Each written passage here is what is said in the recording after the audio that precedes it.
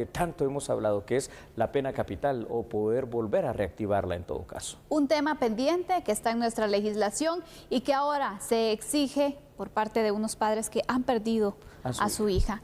Iniciamos entonces con el análisis. Este es nuestro primer tema.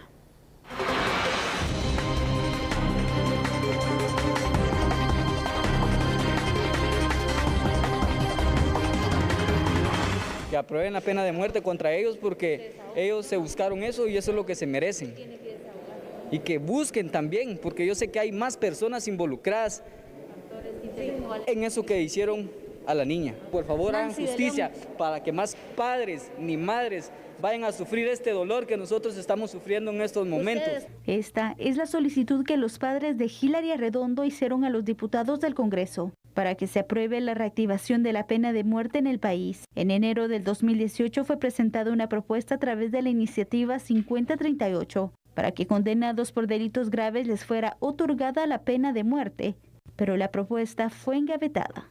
Entonces, por eso estamos nosotros acá, para que ya no haya ningún niño más que pase el sufrimiento que pasó Hilary. Que todos los niños puedan ser felices,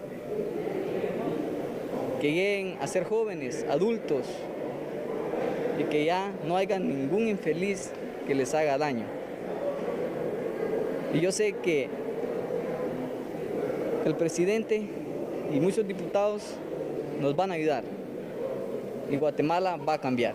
La familia y un pueblo entero piden justicia por el cruel asesinato de la menor de tan solo 3 años, que fue raptada, violentada y vulnerada en sus derechos. A los derechos humanos le pedimos que hagan por las víctimas, no por los victimarios. Queremos que defiendan a las personas, a las niñas como Hilary, que en ese momento no se podían defender. Ellos son sicarios, la mataron cruelmente. Una niña de 3 años no merecía. Suplicamos al pueblo de Guatemala que nos apoye. El movimiento Hilary anunció un plantón para exigir justicia, el cual estará instalado en el cruce de Tiquisate-Escuintla de 2 a 5 de la tarde este próximo sábado. La pena de muerte y la castración quirúrgica son algunos de los temas que el Congreso de la República analizará en las próximas semanas, indicó el presidente del Legislativo. El Congreso de la República analiza retomar y socializar la iniciativa 5038 que se refiere a la reactivación de la pena de muerte. Esto ante el último hecho que ha causado conmoción en la población guatemalteca, la violación y asesinato sin piedad de la menor de 3 años, Hilary Arredondo. Al respecto, el presidente del Congreso, Alan Rodríguez, comentó. Ellos han hecho una solicitud, un planteamiento. Por supuesto que entendemos el dolor, nos solidarizamos con ese dolor por esta gran pérdida y sobre todo en la manera en la que se dieron los hechos. Ellos han solicitado que se pueda conocer en el Pleno del Congreso la pena de muerte. Es algo con lo que pues, hemos hablado con los representantes de la comunidad, además de los padres de familia quienes acompañaban, que vamos a socializarlo con los jefes de bloque y evaluar el poder llevarlo al Pleno. Por supuesto, un tema controversial, un tema que alborotará a la población con opiniones en contra, opiniones en favor, pero que actos como este de verdad tocan lo más sensible de cualquier ser humano, puesto que no es posible que alguien tenga el corazón, la mentalidad para actuar de esa manera brutal y con tanta maldad. El Congreso también analizará otras 2 propuestas, una de ellas presentada en el 2012 para castrar de forma química a los violadores y otra del 2016 sobre castración quirúrgica.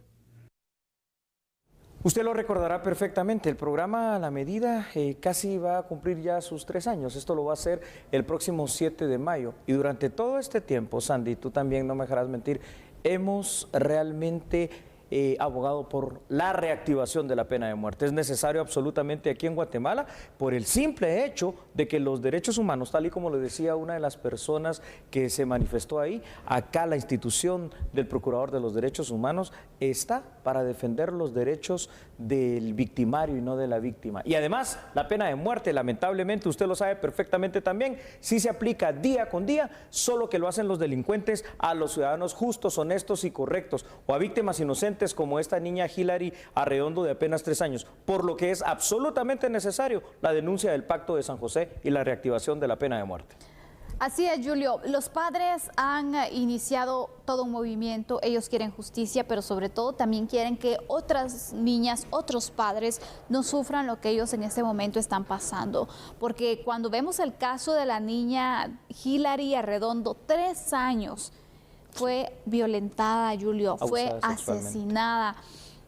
3 años. Veamos entonces, cuando vemos también las declaraciones tan frías que da uno de los presuntos asesinos, realmente no entendemos cómo un ser humano puede llegar a cometer esta atrocidad contra una pequeña, una inocente.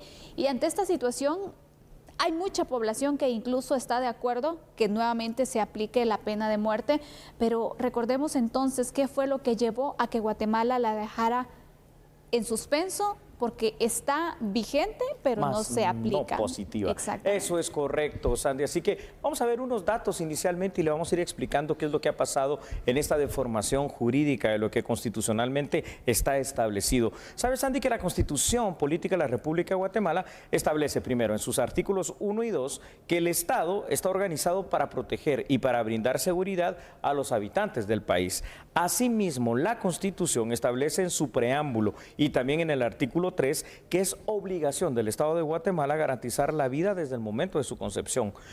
Aunque está vigente, no está positivo lo que se establece en el artículo 18 de la Constitución, porque somos signatarios del Pacto de San José, que de alguna manera pues, nos impide la aplicación de la pena de muerte para asesinos. Por lo que, ante la ola de violencia y criminalidad que vivimos aquí en Guatemala, hablar de la reactivación de la pena de muerte tiene un camino y es la denuncia del Pacto de San José. ¿Qué es lo que llevó a toda esta situación? Fíjate que hasta la época del, vamos a ver, 1996, última ejecución por fusilamiento. 1998, primera ejecución por inyección letal, y la última vez que aplicamos la pena capital aquí en Guatemala en el año 2000, también a 2 de los integrantes de la banda Los Pasaco por inyección letal.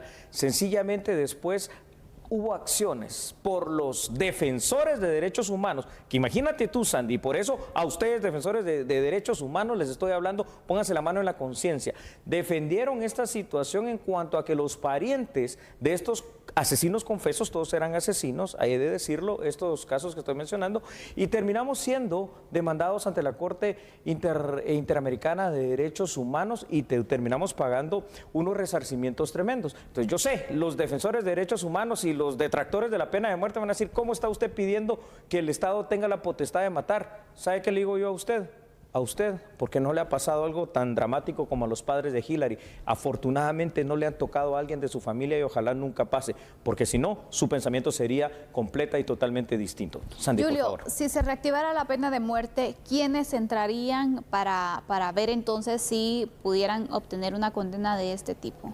A ver, esto sería aplicado exclusivamente para aquellas personas que están condenadas en todas las instancias firmes y todos los sistemas de apelación vigentes en Guatemala por los delitos graves. ¿Y cuáles son estos delitos graves? Para este caso, básicamente sería por el tema del asesinato y dentro del asesinato sus variantes, como en este caso también el femicidio. ¿Por qué? Porque una decisión del 2018 de la Corte de Constitucionalidad impide la aplicación de la pena de muerte, por ejemplo, para parricidas, aquellos que matan a parientes, lo cual me parece absolutamente ilógico por parte de la CC, y también para el tema del magnicidio, cuando se atenta contra un presidente de Estado, por ejemplo. Entonces, aquí el camino a seguir, Sandy, tiene una situación, que el Congreso de la República o el Ejecutivo, cualquiera, ingrese esa petición, que de hecho ya ha existido, la última del 2018, para reactivar la pena de muerte, que requiere algo. La denuncia del Pacto de San José, es decir, internacionalmente, Guatemala sale del Pacto de San José para cumplir con lo establecido en la Constitución Política de la República de Guatemala, artículo 18, y en el artículo 43 del Código Penal. Eso sí, hay consecuencias. ¿Cuáles? Me vas a preguntar, Sandy. No nos van a dar préstamos, no nos van a dar donaciones, pero que no nos las den, pero que nosotros tengamos seguridad. Yo creo que eso es más importante. Julio, y aquí hay preguntas como, por ejemplo, bueno, si existe la pena de muerte, todavía está vigente porque no se ha derogado. De hecho, ha existido el llamado también de organismos internacionales para que se pueda derogar esta pena de muerte, pero no se ha tomado la decisión. Pero entonces, ¿cómo es que está vigente pero no se aplica?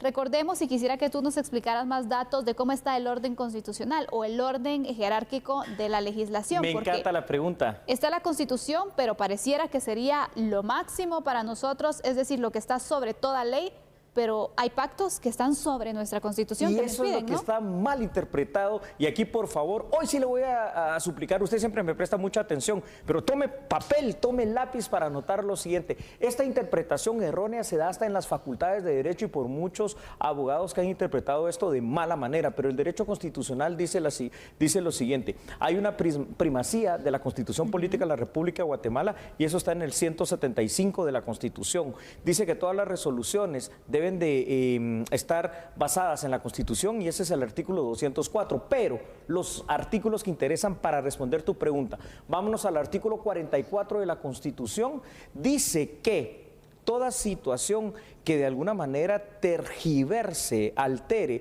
lo que está establecido o violente el tema de los derechos humanos va a ser nulo ipso iure. Pero, fíjese usted lo que dice ahora el artículo 46. Los tratados, dice, internacionales en materia de derechos humanos forman parte de la Constitución. Estoy parafraseando porque obviamente no estoy leyendo los artículos. Forman parte no significa que son supraconstitucionales, tampoco que son por debajo de la Constitución. Simple y sencillamente se integran a la Constitución. ¿Qué es lo que la Constitución de alguna manera está cuidando? El derecho a la vida de los guatemaltecos honrados, obviamente a eso se refiere, y la seguridad de los guatemaltecos honrados. Por eso, en esta equiparación precisamente del artículo 46, los derechos humanos quedan a ese nivel de la Constitución, no por arriba de ella. Con lo cual, la denuncia del Pacto de San José, específicamente en su artículo número 4, que impide la aplicación de la pena capital vigente en el artículo 18 de la Constitución, lo que requiere es esta institución del derecho internacional público llamada denuncia, que para efectos más prácticos sería renunciar, sería salir a esos pactos. Yo entiendo, Sandy, yo lo entiendo. 141 países de casi 200 naciones en el mundo están en una tendencia abolicionista. Sí, pero es que no vamos a comparar, por ejemplo, lo que pasa en Noruega, lo que pasa en Suiza y en Suecia, a la gran ola criminal que tenemos aquí en Guatemala. Efectivamente. Y también sabemos que diversos grupos de defensores de derechos humanos son los que se han opuesto de gran manera también y que tienen sus argumentos para que no se aplique la pena de muerte. Es más, que quisieran que se pudiera eliminar de nuestra Constitución.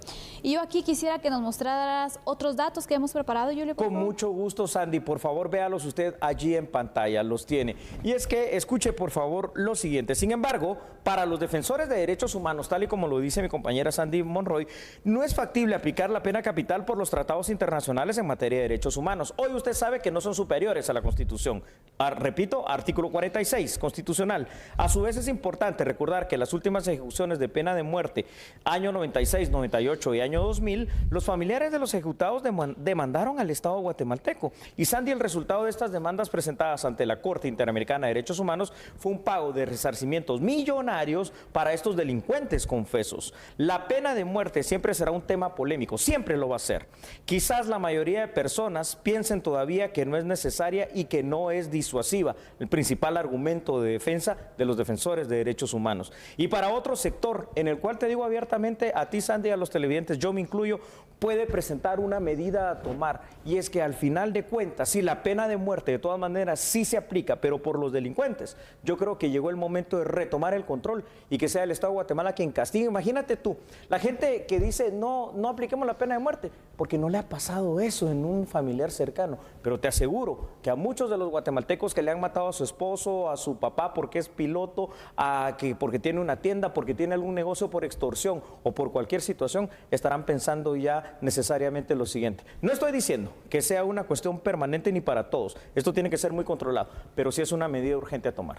Julio, ya para ir concluyendo este tema, la verdad es que necesitaríamos más tiempo para poderlo analizar, pero te pregunto, ¿tú crees que el sistema de justicia está preparado para que se pudiera retomar la pena de muerte, es decir, que exista un proceso justo en donde la persona que sea acusada y que sea condenada a la pena de muerte, pues bueno, se garantice que se dio todo el procedimiento, porque lo malo de aplicar una pena de muerte es que después, si descubres que el proceso no se hizo adecuadamente, correcto, no puedes revivir a la persona. Ya no puedes revivir a la persona. Creo que el proceso está bien establecido y todas las instancias de apelación, pero por supuesto que la pena de muerte debería de ir amarrado también a una reforma constitucional, pero esa reforma constitucional del sistema de justicia debe ir orientado a algo, a garantizarle a usted, guatemalteco, honesto, trabajador y correcto, su derecho humano a la vida, a la seguridad y a la justicia.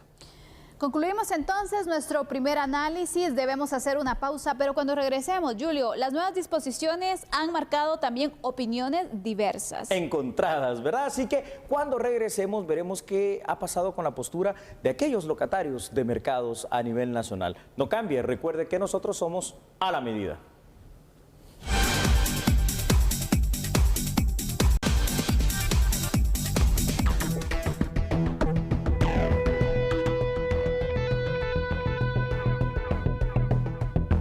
Y es que ahí está planteado el tema, restricciones en horarios de mercados, particularmente porque ahora abren de 6 a.m. a 14 horas, han generado polémica. Si te pregunto, Sandy, ¿cuál es el sentir o por qué esta polémica? ¿A qué va referido este tema?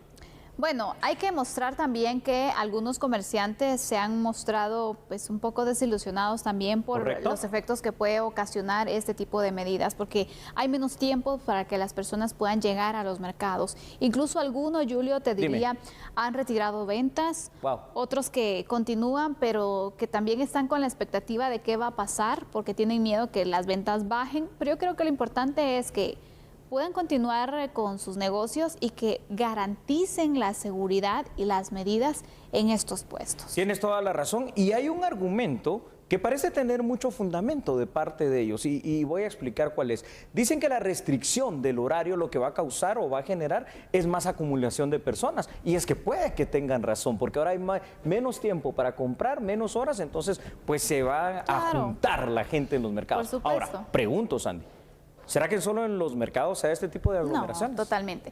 Y por eso algunos comerciantes también dicen, bueno, ¿por qué solo los mercados? ¿Y qué pasa con los supermercados donde puede existir esta situación también y solo a nosotros nos están castigando? Lo han tomado como algo muy personal al sector y bueno, sería de que evaluaran también las autoridades y dieran cumplimiento, seguimiento a las medidas que se implementan en los comerciales, en los supermercados también, para poder garantizar, ¿verdad? Exacto, y ser de esta forma, tomar las mismas medidas en todos los lugares, porque el riesgo está en todas lados. Partes. Sí. Estoy de acuerdo. Vamos con datos, porque usted necesita estos datos para el análisis. Ahí están en pantalla. Vea por favor lo siguiente, Sandy. Aunque se respetó, hay que decirlo que sí se respetó, por parte de los mercados las nuevas disposiciones de cierre a las 14 horas, los vendedores de muchos de estos mercados se organizaron en protestas en las afueras de los mismos. El Ministerio de Salud respondió a las mismas diciendo lo siguiente. Dice que si los mercados mandan a hacer un protocolo donde se garantice el distanciamiento social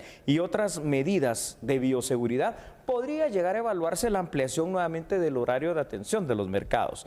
En contraposición encontramos lo que tú mencionabas, y es que centros comerciales, supermercados, tienen horario de atención hasta las 21 horas. Es más, se puede vender licor todavía hasta las 21 horas, y a esto vamos. Y eso sí puede fomentar que más gente se reúna. Vale la pena preguntarse y analizar si los mercados son los lugares donde se corre el más alto riesgo de aglomeraciones y transmisión eventual de la pandemia. O también vale la pena analizar si en los mercados todos, y estoy hablando de los 340 municipios, se han seguido las reglas de bioseguridad o simple y sencillamente en algunas partes pues estas se han relajado, ¿no? Porque entonces también podría estar la contraparte. Exactamente, Julio. Mira, la verdad es de que todo vendedor tiene que comprender que en la medida que se cuiden y que exijan también a los compradores, porque no hay que echarle solo la culpa también a los vendedores en este caso. Hay varios compradores que llegan con la mascarilla mal colocada, algunos incluso sin mascarilla, y arriesgan a los vendedores también.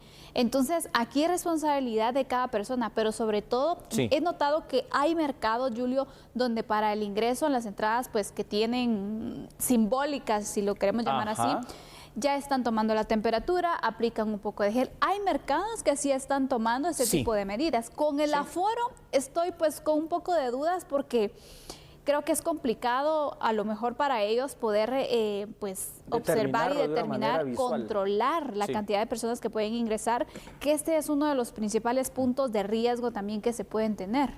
Claro que sí. Y otra de las cuestiones que podemos también analizar, Sandy, es que, por ejemplo, en el interior de la República pudieran analizarse otro tipo de medidas y también a veces hay cierta renuencia a acatarlas. A ver, que temporalmente los mercados, por ejemplo, pudieran funcionar en algún campo, en algún estadio, una situación así, porque el hecho de estar al aire libre ya también es una medida más en contra de una posible transmisión del COVID-19. Así es, ya que mencionan los mercados departamentales, Julio, sí, Sandy, dime. Realmente con toda esta pandemia han existido otras alternativas para que tú puedas comprar al mercado. Hay algunos incluso que te lo llevan a domicilio o también ya han solicitado permisos para ingresar a colonias residenciales y llegan a vendértelo, ¿no? En vehículos, sí.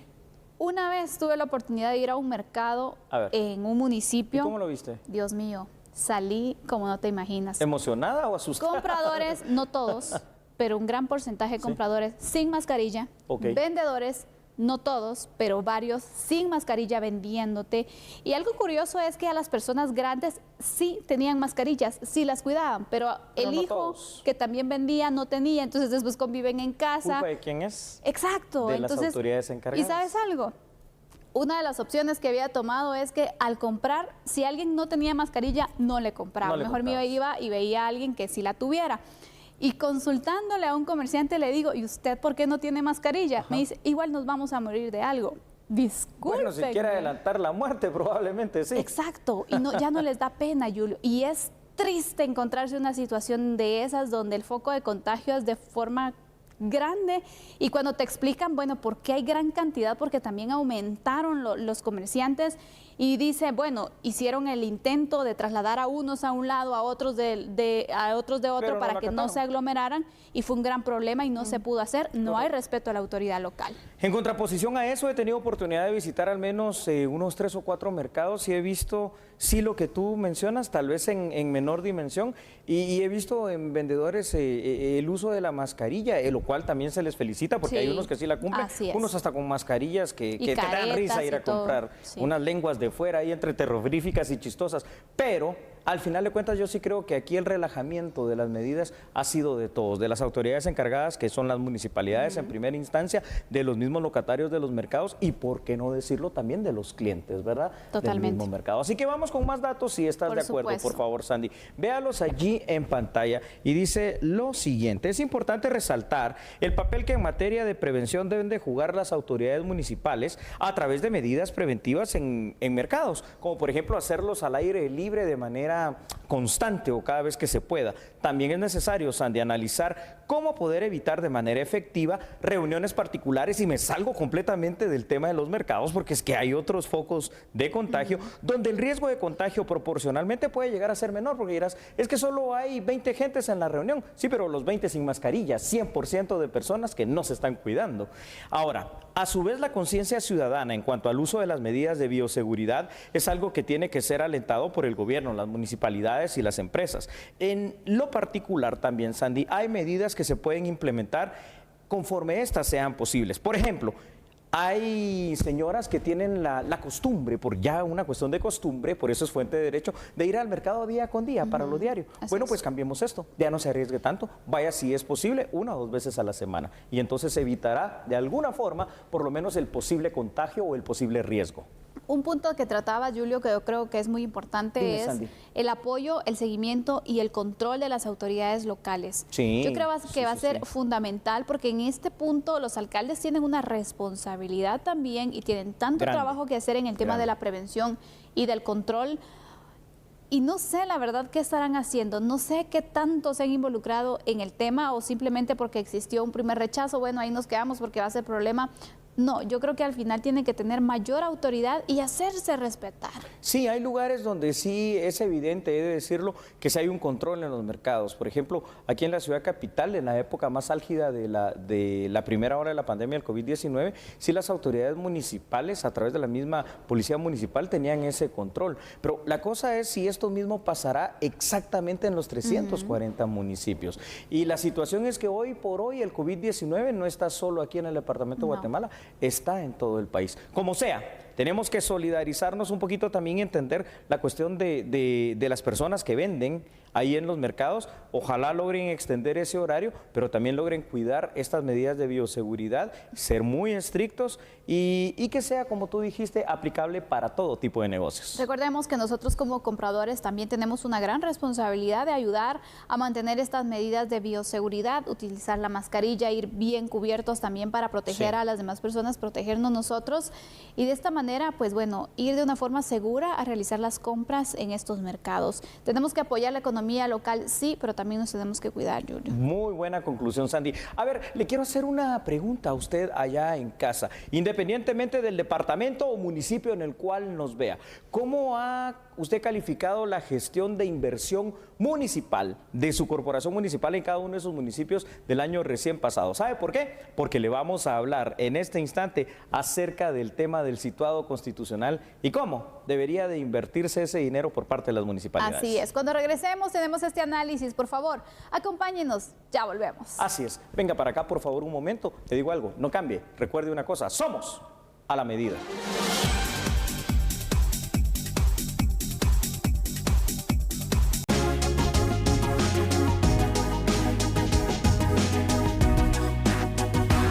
Específica encargada de realizar el cálculo matemático para la distribución de la asignación constitucional a las 340 municipalidades, publicó el monto de recursos que distribuirán a las comunas en este 2021. En total son 3.124.504.000 quetzales. Dicha cifra fue calculada sobre el presupuesto 2019 que sigue vigente. Asimismo, el número de municipalidades registradas ante el TSE y la proyección de población 2020 del Instituto Nacional de Estadística, que es de poco más de 16.8 millones de ciudadanos, entre otro tipo de criterios. Más de 3.000 millones de quetzales representan el situado constitucional que se va a repartir en 340 municipalidades. La pregunta para ustedes en el municipio que se encuentre, ¿sabe cuál es el presupuesto asignado a su municipio? ¿Sabe quiénes conforman ese consejo municipal? ¿Y sabe cuáles van a ser las principales obras propuestas por ellos para la inversión durante este año? Si no lo sabe, es importante que pueda indagar esto. Porque al final de cuentas, este dinero lo paga usted, lo pagas tú, lo pago yo, con nuestros impuestos. Y es información pública que nosotros incluso podemos solicitar y que es momento también que como ciudadanos podamos ser fiscalizadores de los recursos que no van a ser para el alcalde, sino para el municipio. Eso es el ideal. Y el ideal también nos dice, ¿verdad? En un mundo que así debería de ser, que el 80% al menos de este situado constitucional debería de utilizarse para el tema de inversión y el resto utilizarlo para los gastos administrativos. Pero, como usted bien lo sabe, en muchos casos y sobre todo en estos gobiernos municipales suele suceder que es al revés. Los gastos administrativos son aquellos que absorben la mayor parte del presupuesto y para inversión realmente queda muy poco. Y siempre es una situación constante y común, Sandy, el hecho que los funcionarios públicos y sobre todo los alcaldes digan es que no hay suficiente presupuesto. Pero hay que empezar a ver cómo se invierte el presupuesto y de qué manera también se controla y se vigila por parte de la ciudadanía. Una buena ejecución y una buena planificación sobre todo lo que se necesita, Julio. Éxito. Necesidades hay muchas en los municipios. Muchísimas. No creo que exista un municipio que diga que no tiene necesidad de nada. Hay mucha necesidad, los proyectos de desarrollo que se pueden implementar. ¿Cómo es eso que en algunos o en varios municipios la gente no tiene acceso a servicios básicos? ¿Agua? Imagínate, ¿Drenajes? Exactamente. ¿Pavimento? Entonces, hay que hacer, los recursos se necesitan, solo que hay que orientarlos de una forma adecuada. Muy bien, ¿o cómo es eso que hay municipalidades con grandes deudas por cuestiones de préstamos, por cuestiones de servicio eléctrico o de cualquier otro tipo de servicios? ¿Cómo es eso que a veces pasa que ciertas obras se inauguran una y otra vez, pero la obra nunca se termina? Entonces, ¿en dónde están esos fondos? ¿O cómo es eso que muchas veces, amparándose en la ley de compras y contrataciones del Estado, se hace una fragmentación de esa compra a través de la denominada compra directa de 90,000 quetzales para volverlo a hacer una y otra vez? Y uno se pregunta, ¿realmente ha llegado ese desarrollo como se merece a su municipio? Porque recuerde una cosa, Sandy, esto es muy claro, las municipalidades, aparte del situado constitucional, reciben también otros fondos privativos, UCI, boletos de ornato, las multas, licencias de construcción y un montón de situaciones más, ¿verdad? Así es. Vamos con datos entonces, Julio. Quiero que nos puedas explicar y podamos ahondar entonces en este tema, claro. el situado constitucional. Muy bien, Sandy, claro que sí. Tal y como lo establece la ley, el situado constitucional representan los recursos que son provenientes del presupuesto de la nación y estos están destinados para las 340 municipalidades del país, cuyo monto depende del número de habitantes registrados, es decir, cada municipio recibe un porcentaje distinto. El objetivo del mismo, es decir, del situado constitucional, es destinar por lo menos un 90% del porcentaje, lo que dice la ley, te digo, ¿verdad?, para los programas y proyectos de educación, salud preventiva, obras, infraestructura y servicios públicos que mejoren la calidad de vida de los habitantes. Y también, de conformidad a las leyes correspondientes, el otro 10% debe ser utilizado para financiar los gastos de funcionamiento. Y aquí usted ya puede empezar a hacer el análisis y la evaluación de lo que ha pasado en su municipio. Porque recuerde que al final de cuentas, los funcionarios públicos simple y sencillamente son representantes de los habitantes de los municipios, a quienes también se les puede pedir cuentas, una rendición de cuentas a través de un sistema que se llama el Cabildo Abierto, que aunque muchos no lo conocen, es la potestad y la facultad que la sociedad civil organizada pueda pedir el requerimiento de cada uno de los centavos o quetzales que se recibió el situado constitucional y cómo se invirtió, o en todo caso, cómo se gastó y se derrochó. Exactamente. Bueno, es importante que usted conozca entonces de qué manera es que se da la asignación de los recursos, de qué manera también es que se pueden utilizar y para qué se puede entonces destinar este dinero, para que usted entonces también esté pendiente, porque a veces si no damos acompañamiento, si nosotros no estamos pendientes, si no exigimos, bueno, las autoridades pueden hacer lo que se les antoje, ¿no? Claro, y en este caso necesitamos una ciudadanía más despierta, una ciudadanía que también pueda mostrar esas necesidades por si se le olvida a su alcalde, que usted le recuerde en qué lugares es que se necesita priorizar algunos proyectos con este dinero que se les hará desembolsado. El control ciudadano. Exactamente. Bien dicho. Y ese Julio, control... Dime, sí, Sandy, dime. Así es. Llama la atención que cuando vemos la cantidad de recursos que se le asigna a municipalidades, algunas siempre salen con que no alcanza el dinero. Así siempre se excusa. Pero al final de año, cuando vemos el nivel de ejecución... Es bajo. Dios mío. Es malo. El nivel de ejecución que se presentó del año pasado daba mucha pena, la verdad. Varios municipios con niveles muy bajos de ejecución. Y todo ese dinero se desperdicia al final, Julio. ¿No alcanza el dinero o no hay capacidad de planificación y de ejecución? Veamos datos, porque es que esto es otra cosa, ¿no? Claro. Y entonces tenemos que analizar lo siguiente también, Sandy. Sin embargo, a pesar del deber ser, la realidad ha demostrado que en la ejecución presupuestaria, tal y como tú lo estás mencionando, se han encontrado muchas irregularidades o simple y sencillamente una deficiente ejecución. Por ejemplo, a través del método de compras directas, las cuales pueden hacerse por ese monto ya mencionado de 90,000 quetzales, han aprovechado para hacer un fraccionamiento de compras. Asimismo, la ejecución de muchas obras municipales.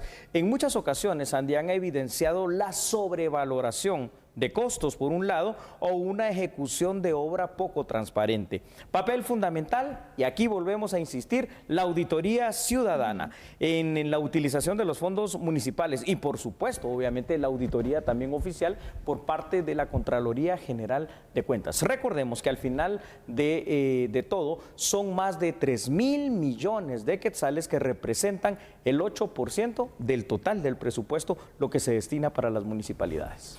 Bueno, este año esperamos entonces que exista una mejor ejecución, que si tienen duda los alcaldes o sus equipos, pues puedan buscar también la orientación necesaria para poder cumplir con sus objetivos, que puedan planificar de una mejor forma y que puedan darle a la ciudadanía lo que necesitan, los temas que son básicos. Repetimos, necesidades hay muchas.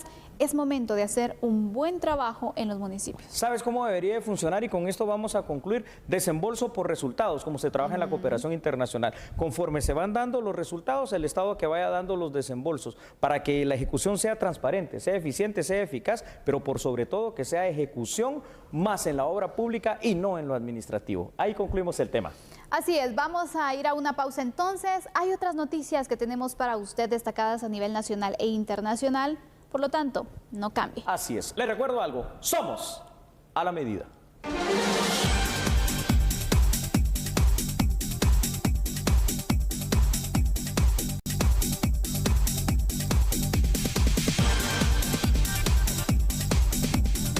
Gracias por estar de vuelta con nosotros. Un convenio fue firmado entre el Ministerio de Desarrollo Social y GOAL International. Esto para que estos últimos puedan realizar capacitaciones relacionadas a los temas de los programas sociales. Vean la información.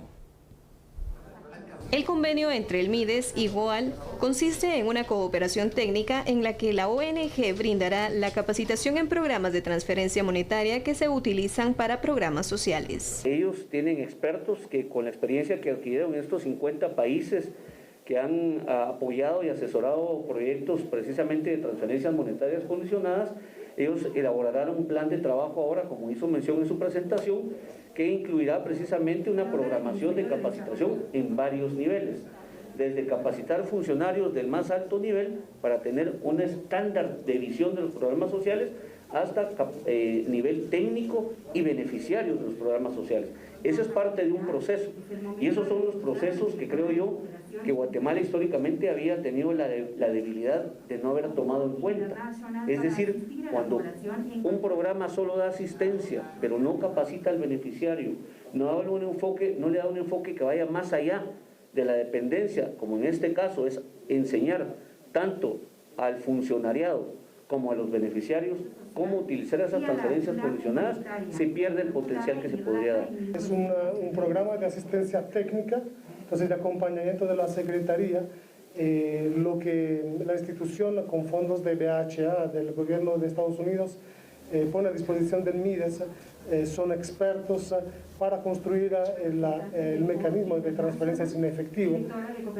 La construcción del mecanismo es lo que va a permitir a la misma capacidad del gobierno de Guatemala, los programas ya inactos por el MIDES, por la Secretaría, poder llegar a las personas que han sido afectadas, en este caso de ETA y IOTA, o de futuras emergencias. Entonces, lo que prevé el proyecto de la construcción de capacidades, la fundamentación de procedimientos para poder aplicar estas metodologías de llegada directa hacia la población. El convenio señala que GOAL International impartirá cursos especializados, desarrollará materiales, dará apoyo técnico y realizará otras acciones con la finalidad de aumentar las capacidades operativas del personal del Ministerio de Desarrollo. El Instituto de Migración dio a conocer que levantarán un nuevo evento de licitación para adquirir cartillas tras la recomendación realizada por la Contraloría General de Cuentas. Así se conoció en una citación en el Congreso de la República. Diputados del bloque Todo citaron al director de Migración, Guillermo Díaz, para cuestionarlo sobre un proceso de licitación de 250,000 cartillas de pasaporte. Él indica que tiene más de 225,000 pasaportes en inventario. Resulta ser que él desde el año pasado inició una licitación, la cual hoy por hoy la Contraloría General de Cuentas, por deficiencias administrativas y en materia de transparencia, le está diciendo que la suspenda. Es lamentable porque le indica primero de que tenía suficientes cartillas para terminar el año, y esto lo empezó el año anterior, y ahora resulta que él indica, posteriormente se contradice y dice, no, es que solo tenemos cartillas para hasta el mes de junio. Por ahora no tenemos problema, tenemos suficiente, pero precisamente para estar prevenidos y ser en este caso, pues de alguna manera que no nos agarre el dedo a la puerta, pues teníamos previsto subir el evento, ya que un evento de cartillas no es fácil, lleva sus 5 o 6 meses, 4 meses, entonces pensamos que podíamos subir este evento para no tener problemas y tener el desabasto julio-agosto. Pensando en eso es que subimos el evento, pero siendo que la Contraloría de Cuentas nos ha pedido que lo cancelemos, inmediatamente lo vamos a subir nuevamente, superando las sugerencias, las debilidades o las falencias que la Contraloría nos acaba de anunciar. La unidad ejecutora de ejecución vial perteneciente a Covial, pues anunció que para este primer semestre del presente año 2021 se tiene previsto finalizar con los trabajos de reparación y restauración por los daños ocasionados por las tormentas ETA e IOTA. El director de Covial, Mario Aguilar, comentó sobre los trabajos de reconstrucción vial de la segunda fase tras el paso de las tormentas tropicales del año pasado. La inversión prevista para estos proyectos es de 700 millones de quetzales. Nosotros llevamos hasta el momento dentro de los daños que se pueden cuantificar según pues, los accesos, que hay algunos lugares que todavía tenemos algún tipo de dificultad, aproximadamente 700 millones de quetzales por parte de la Dirección General de Covial, ¿verdad? Y pues por su lado también la Dirección General de Caminos está haciendo las respectivas evaluaciones, ¿verdad? Los problemas, los departamentos que tenemos con mayor índice de problemas ocasionados por la tormenta son en el departamento de Izabal, departamento de Alta Verapaz, departamento de Zacapa, departamento de Chiquimula, una parte bastante afectada también por el departamento de Petén, ¿verdad?